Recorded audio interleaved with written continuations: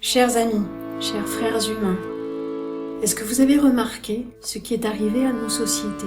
Rien que le fait que ce soit mondial, ou du moins, même si tous les pays du monde ne sont pas touchés, est-ce qu'il y en a d'ailleurs qui ne sont pas touchés, mais que ce soit généralisé devrait nous alerter. Est-ce que vous avez vu ce qui est arrivé à nos sociétés? Notre vie sociale a été détruite. Notre vie professionnelle a été détruite. Nos projets personnels ont été détruits. Nos relations amicales, personnelles, nos relations amoureuses, notre vie familiale, toutes nos relations ont été détruites. Nos relations sociales de surface, de proximité, avec nos voisins, avec les personnes de notre communauté, au sens large naturellement, ont été détruites.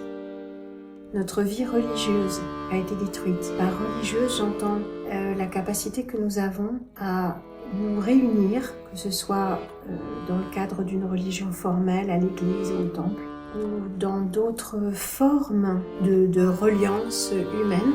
Notre vie spirituelle a été détruite.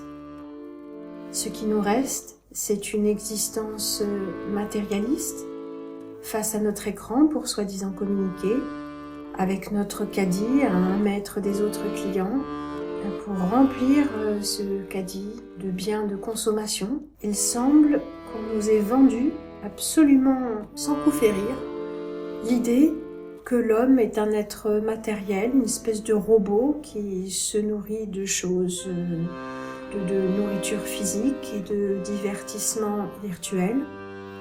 Et ça suffit. L'homme est un être social, l'homme est un être spirituel, l'homme est un être symbolique, l'homme est un être empathique, car l'homme ne se nourrit pas seulement de pain, mais d'esprit. Et il me semble, du moins j'oserais dire que c'est la première chose qui m'a frappée, il me semble que c'est cette vision de l'homme qui est ciblée. On veut nous vacciner collectivement, de force quasiment, et faire apparaître dans notre chair, à la surface, puisque en profondeur, tout notre être sera marqué et contaminé par cette vaccination, on veut nous vacciner contre un virus. Or, les virus et les bactéries sont du matériau vivant pour les bactéries, semi-vivant pour les virus, qui accompagne la vie biologique, physiologique de l'être humain et de tout ce qui vit depuis que la vie existe. C'est une méconnaissance totale. De même que nous faire porter un masque nous oblige à respirer notre air vicié. Quand on est malade, c'est très dangereux. Quand on ne l'est pas, ça n'a aucun sens et c'est très dangereux aussi.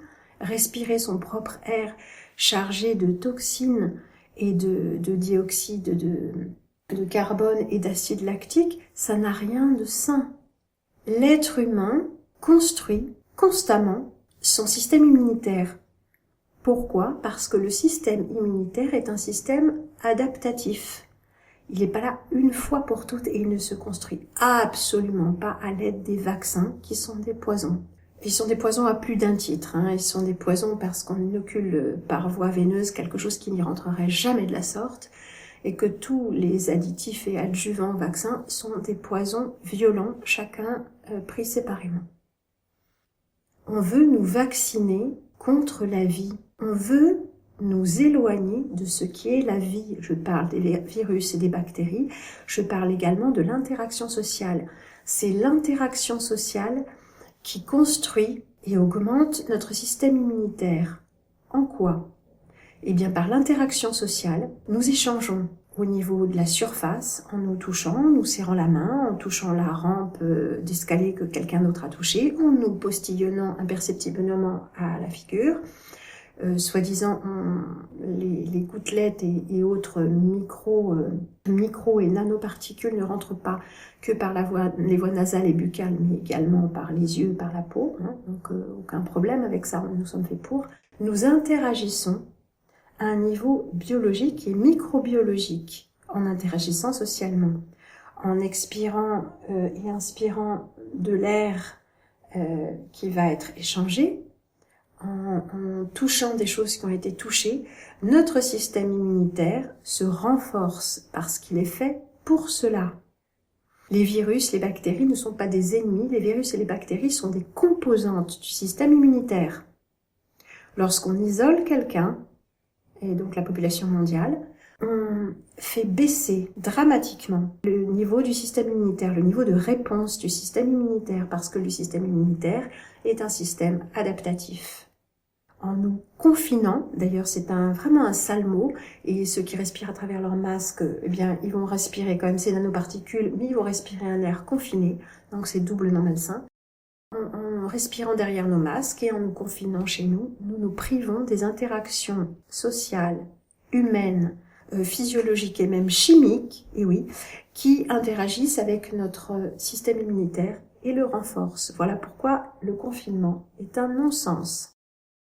Ainsi que le masque et les gants. Tout ça devrait être réservé dans des cas extrêmes à des personnes malades, mais pas le masque, plutôt le confinement. Des organismes qui ne sont pas capables d'interagir sainement avec le milieu ambiant devraient être momentanément mis en quarantaine. Bien sûr, on met en quarantaine les malades et non pas les bien portants. Ça ne s'est jamais vu. Alors voilà qui nous amène à nous demander pourquoi on met en quarantaine des personnes bien portantes. Quarantaine et bien portant, ça ne va pas ensemble. On nous parle de porteurs sains. Si nous sommes des porteurs sains, nous devons pouvoir interagir avec des porteurs sains. Des personnes à risque, mais qui sont donc ces fameuses personnes à risque? Est-ce que ce ne sont pas tout simplement des personnes dont on veut également détruire l'immunité? Si on isole la majorité de la population, c'est-à-dire en fait la totalité, et qui est une population saine, ce n'est pas au nom de motifs scientifiques, c'est au nom de tout autre motif. Il ne s'agit pas d'un confinement, il s'agit d'arrestation massive et de mise en résidence surveillée, d'assignation à résidence de la population mondiale. Alors on se dit qu'en France, avec les gilets jaunes, ça tombe à pic. Seulement le problème, c'est que ce n'est pas seulement en France.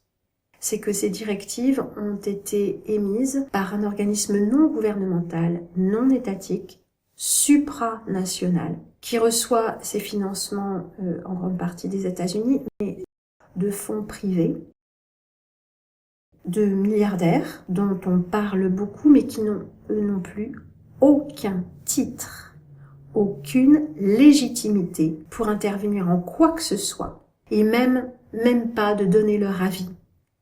Vous remarquerez que les personnages que l'on voit le plus fréquemment dans l'audience publique, c'est-à-dire télévision, radio, tribune, ceux qui ont toujours le loisir de s'exprimer et souvent sans contradicteur, sont des personnages qui n'ont absolument aucun mandat populaire.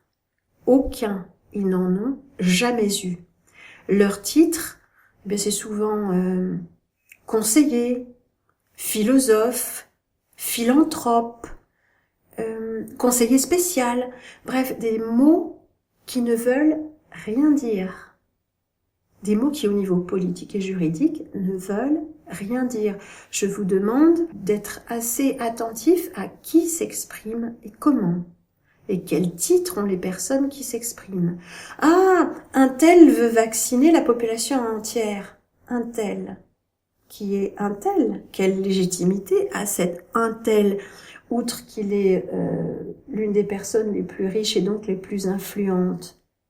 Mais à part ça, est-ce que nous n'avons pas tout simplement accepté, passivement et sans même réfléchir au concept, accepter l'idée que parce que une personne pesait en termes de fortune personnelle immensément plus que même un État, alors cette personne, ce groupe, ont leur mot à dire. Est-ce que nous n'avons pas tout simplement et sans réfléchir accepté que la valeur suprême était l'argent?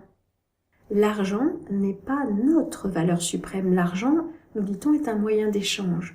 Le problème, c'est que l'argent est une dette. Le problème, c'est que l'argent n'est pas gratuit. L'argent n'est pas cette monnaie d'échange que nous croyons qu'il est. Cet argent est capitalisable. Ça veut dire que l'argent sert ceux qui en ont et desservira toujours ceux qui n'en ont pas assez. Je vous demande de vous renseigner sur le sujet de l'argent. C'est un sujet complexe mais très intéressant sur lequel de très bons auteurs se sont exprimés et vous comprendrez certainement de quoi je parle. L'argent n'est pas neutre. L'argent, tel que nous le connaissons actuellement, n'est pas l'argent que nous croyons. L'argent n'a pas de valeur faciale, l'argent n'a pas de valeur intrinsèque, l'argent est fabriqué ex nihilo par les banques privées, et donc les banques privées, les gens qui fabriquent l'argent n'en manquent jamais. Mais nous en manquons toujours. Pourquoi ? Le soi-disant milliardaire philanthrope qui arrose l'OMS et tous les organismes dont il attend un retour et qui a versé je ne sais plus combien de millions d'euros au journal Le Monde. Donc, vous comprenez que le journal Le Monde ne peut pas dire sur ce personnage tout ce qu'il voudrait dire.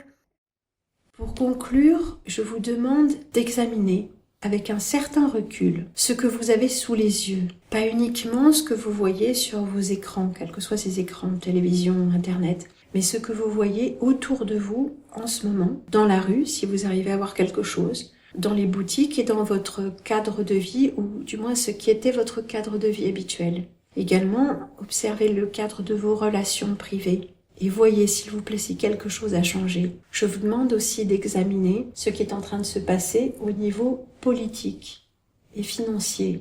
Regardez la façon dont collectivement nous avons accepté la situation. Nous nous sommes plus ou moins conformés.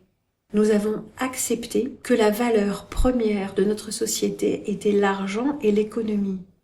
Or, quand on parle d'économie, on parle aussi de relations sociales, de productivité réelle, pas que, bien sûr, mais il y a aussi dans l'économie la productivité réelle, le maçon qui construit la maison, le marchand qui reçoit la marchandise et la détaille à ses clients. Ça peut se faire aussi à un niveau tout petit, pas uniquement à un niveau global et mondial. Cette économie-là a été totalement détruite. Je ne sais pas quel est votre métier, quelle est votre activité, je ne sais pas si vous l'avez reprise, mais mon activité ne reprendra pas. Jamais, jamais dans ce monde. Et je suis sûre que celle de beaucoup de gens ne reprendra pas. Comment cela a-t-il été rendu possible en seulement 2 mois? Le monde que nous avons connu il y a ne serait-ce que 2 mois n'existe plus. Ce monde ne reviendra pas.